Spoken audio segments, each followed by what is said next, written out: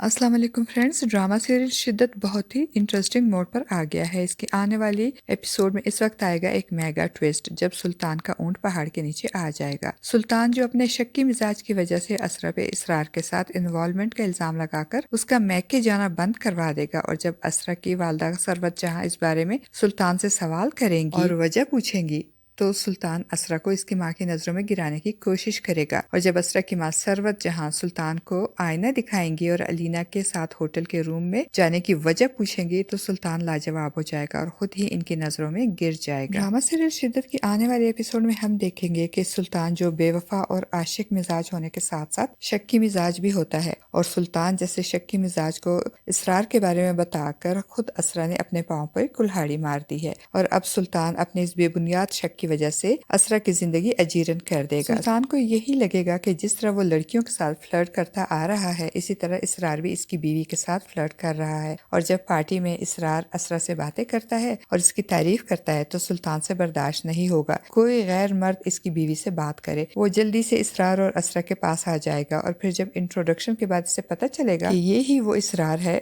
जो असरा को अपनी आइडियल समझता है। अब असरा और इसरार को एक साथ देखकर सुल्तान को गुस्से से आग ही लग जाएगी। वो गुस्से में असरा को घर चलने को कहेगा और पार्टी छोड़कर असरा को लेकर चला जाएगा। रास्ते में भी वो असरा पे बेपनाह गुस्सा होगा कि मेरी बीवी का नाम कोई गैर मर्द ले, ये मैं बर्दाश्त नहीं कर सकता। क्या रिश्ता है तुम्हारा इसके साथ? तो असरा जो इस नागहानी सूरत हाल पे बहुत परेशान होगी, वो सुल्तान को अपनी सफाई देने की कोशिश करेगी और कहेगी मेरा इसके साथ कोई रिश्ता नहीं। मगर सुल्तान तो जैसे तवे पे बैठा होगा, वो जल कर कहेगा तो फिर क्यों वो तुम्हारी तारीफों के पुल बांध रहा था, क्यों कर रहा था वो तुम्हारी इतनी तारीफें? असरा बेचारी तो रोने वाली हो जाएगी सुल्तान के इल्जामात सुन सुनकर, और एक बार फिर सुल्तान को अपनी बेगुनाही साबित करने की कोशिश करेगी और कहेगी मेरा कोई ताल्लुक कोई रिश्ता नहीं है इसके साथ। मगर सुल्तान तो असरा की बात मानने से साफ इनकार कर देगा और कहेगा कि मैं मान ही नहीं सकता कि तुम्हारा इससे कोई ताल्लुक कोई रिश्ता नहीं है, और अगर कोई रिश्ता हो भी तो अब ऐसा नहीं होगा। अब मैं तुम्हारे सारे रास्ते बंद कर दूंगा। मैंने फैसला कर लिया है, आज के बाद तुम कभी अपने मैके नहीं जाओगी। और सुल्तान का ये फैसला सुनकर तो